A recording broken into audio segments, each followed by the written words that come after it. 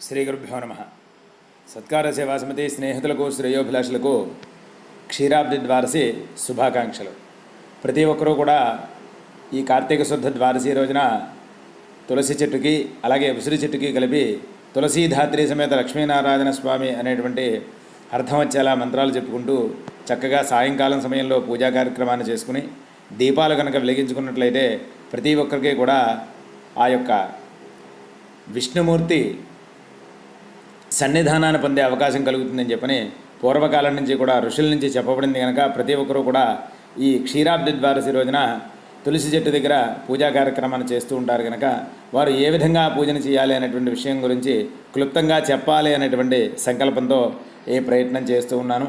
ముందుగా పూజకు కావలసినటువంటి సామాగ్రిని అంతా కూడా చక్కగా సిద్ధం చేసుకుని అలాగే తులసి చెట్టుని ఉసిరి చెట్టుని కలిపి ఆ తులసి కోటలో ప్రతిష్టాపన చేసుకున్న తర్వాత లక్ష్మీనారాయణ స్వామి వారి ప్రతిమని అనగా పటాన్ని కూడా అక్కడ ఉంచుకుని ఆ తర్వాత ముందుగా గణపతిని చేసుకుని అక్కడ పెట్టుకుని అక్షతలు గణపతి మీద పూజ చేసి క్షీరాబ్ది వ్రతకల్పం కనుక ఉన్నట్లయితే దగ్గర పెట్టుకుని దీపారాధన చేసి ఆ తర్వాత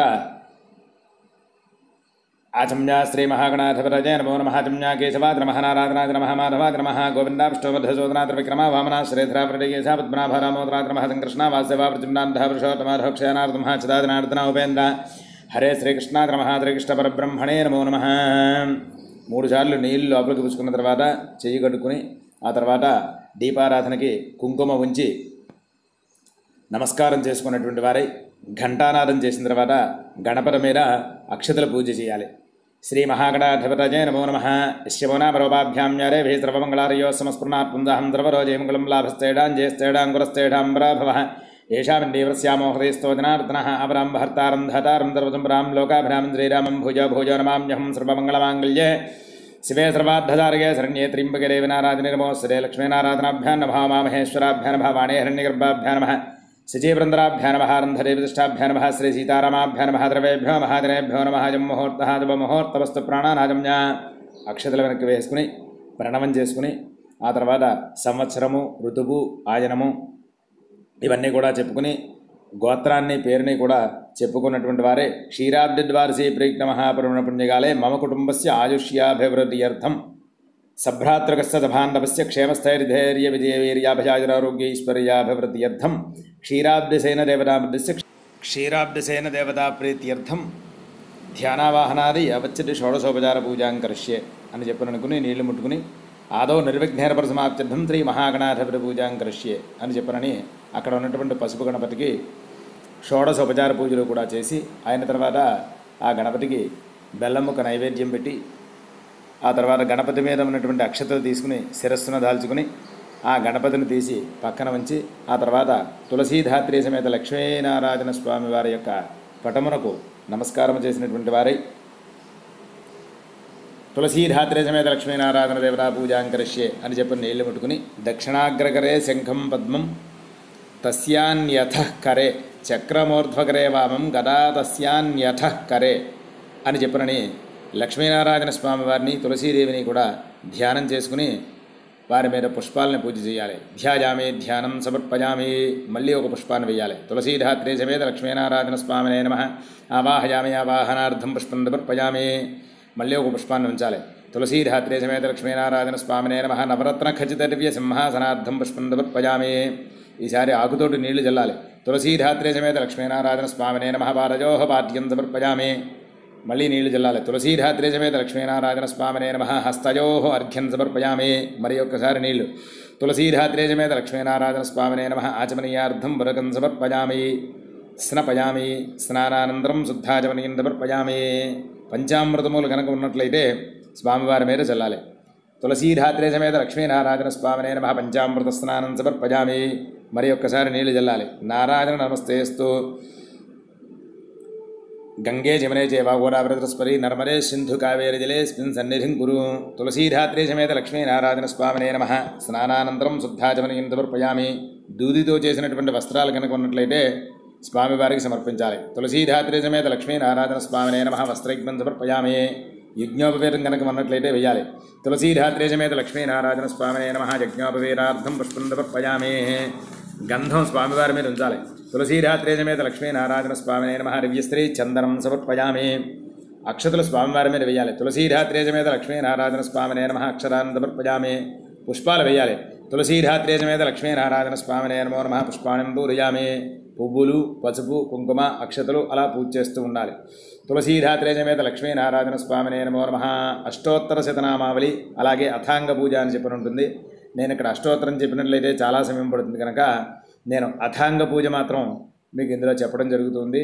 దయచేసి పుష్పాల పూజ చేసి ఆ తర్వాత మీ దగ్గర ఉన్న పుష్పంతో పువ్వులతోటి అష్టోత్తరం కూడా ఆ అష్టోత్తర శతనామావళి పూర్తయిన తర్వాత అగరబత్తులు వెలిగించి స్వామివారికి తులసీధాత్రే సమేత లక్ష్మీనారాయణ స్వామినే నమః ధూపమాగ్రాపయామి.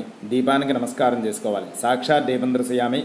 ఒక నీళ్ళ చుక్క వదిలిపెట్టి ఆచమనీయం సమర్పయామి. నైవేద్యం, అక్కడ మీ దగ్గర ఉన్నటువంటి కొబ్బరికాయలు, అరటిపళ్ళు, అలాగే స్వామివారికి చేసినటువంటి ప్రసాదములు, అటుకులు, బెల్లం అవన్నీ కూడా అక్కడ పెట్టి నైవేద్యాన్ని 5 సార్లు స్వామివారికి సమర్పించి అయిన తర్వాత ముఖశుద్ధ్యర్థం తాంబూలం సమర్పయామి అని చెప్పని తాంబూలాన్ని తులసీధాత్రే సమేత లక్ష్మీనారాయణ స్వామి వారికి సమర్పించి ఆ తర్వాత మంగళ నీరాంజనాన్ని కూడా సమర్పించి దానిని కళ్ళకద్దుకున్న తర్వాత ఆ తర్వాత పైకి లేచి స్వామివారికి సువర్ణ మంత్రపుష్పంగా భావించి అక్షతలు, పుష్పములు, చిల్లర పైసలు పుచ్చుకుని నమస్కారం చేసుకుని తులసీధాత్రే సమేత లక్ష్మీనారాయణ స్వామినే నమః సువర్ణ మంత్రపుష్పం సమర్పయామి అని చెప్పని అక్కడ వేసేసి ఆ తర్వాత మరలా అక్షతలతోటి 3 సార్లు కుడి చేతి మీదుగా ప్రదక్షిణాన్ని చేసి ఆ అక్షతలు స్వామివారి మీద వేసి ఆ తర్వాత సాష్టాంగ నమస్కారాన్ని చేసుకున్నటువంటి వారై అపరాధ సహస్రాణి క్రియంతే అహర్నిశమ్మయ అని చెప్పినటువంటి మంత్రంతో 3 సార్లు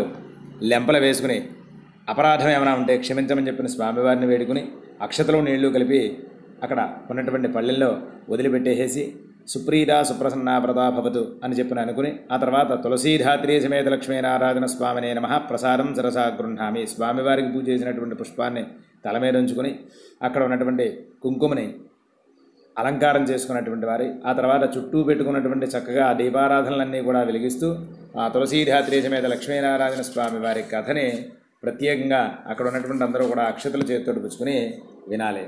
ఆ కథ ఏ విధంగా అంటే బ్రహ్మదేవుడు చెప్పుచూ ఉన్నాడు. ఎల్లప్పుడూ కూడా క్షీరసముద్రంలో శయనించి ఉండేటటువంటి విష్ణువు కార్తీక శుద్ధ ద్వాదశి రోజున లక్ష్మీ బ్రహ్మ మొదలైన వారితో కూడి బృందావనానికి వస్తాడు. అటువంటి బృందావనంలో ఎవరైతే శ్రద్ధాభక్తులతో విష్ణు పూజ చేస్తారో వారికి దీర్ఘాయువు, ఆరోగ్యము, ఐశ్వర్యము మొదలైనవి కలుగునట్టుకు సందేహం లేదు.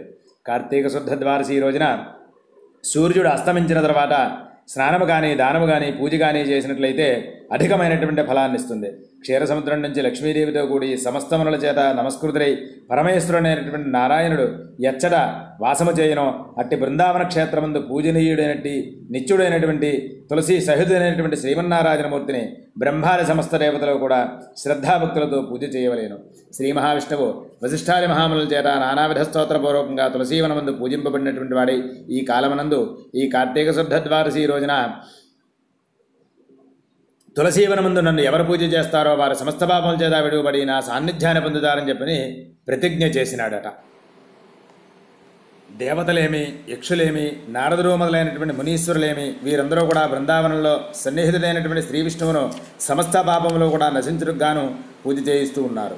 పతితుడు కానీ, శూద్రుడైన వాడు కానీ, మహాపాతకములు చేసినటువంటి వాడు కానీ, ఉపపాతకుడు కానీ ద్వాదశి రోజున విష్ణువును పూజించినట్లయితే వాని పాపము అగ్నిహోత్రములో పడిన పత్తి పోగువలే నశించిపోవును. తులసి సహితుడైనటువంటి శ్రీ విష్ణువును ఏ పురుషుడు పూజ చేయకుండానో అట్టి పురుషుడు పూర్వపుణ్యముల నుండి కూడా విడువబడినటువంటి వాడి రౌరవము అనేటువంటి నరకాన్ని పొందును. బృందావనమునందు సన్నిహితుడైనటువంటి విష్ణువును పూజించినచో స్త్రీలు, శూద్రులు కూడా స్వర్గాన్ని పొందుదురు. కావున బ్రాహ్మణులు పూజ చేసినట్లయితే పొందే ఫలము ఇట్టిది అని చెప్పవలసినటువంటి పని లేదు.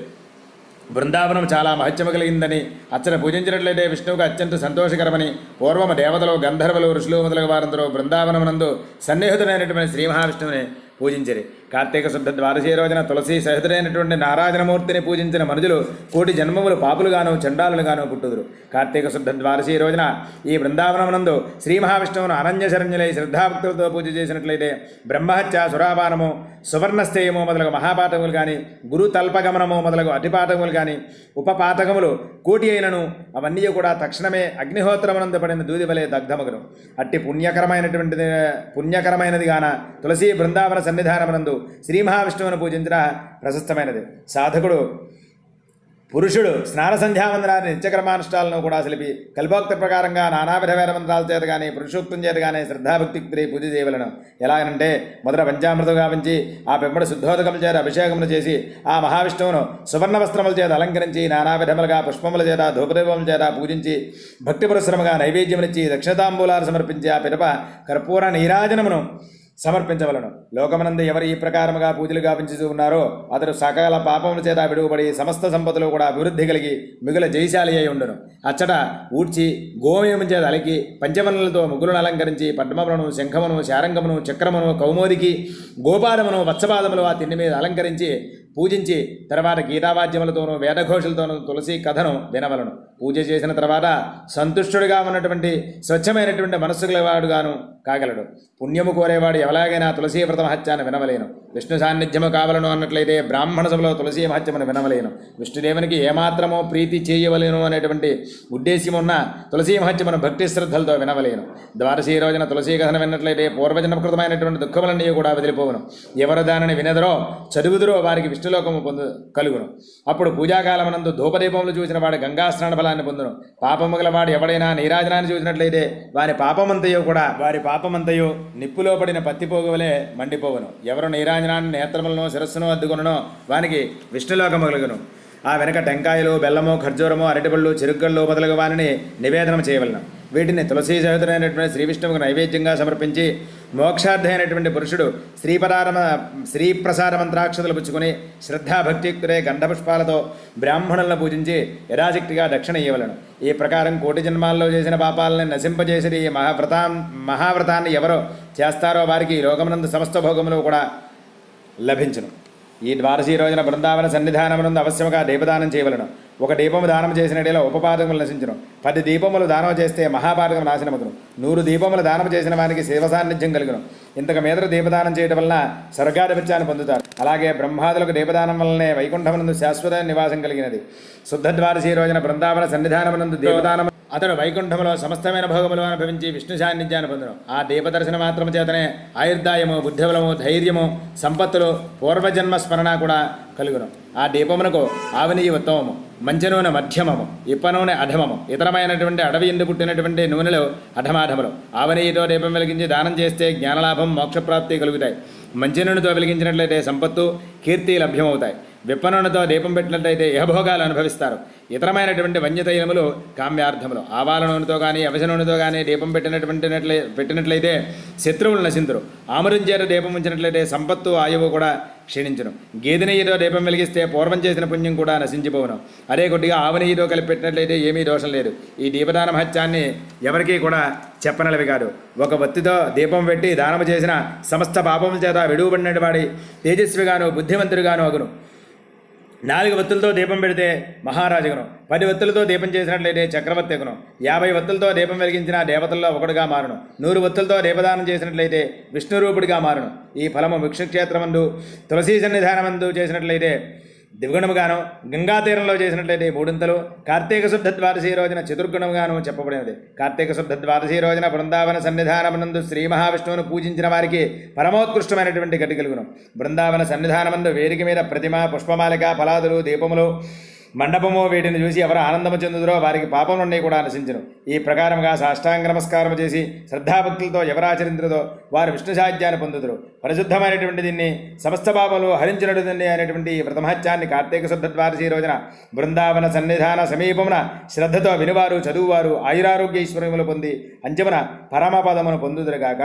ఇది శ్రీ వైష్ణవే విష్ణుధరోత్తరే క్షీరాబ్ధసేన వ్రతకల్ప సమాప్తః.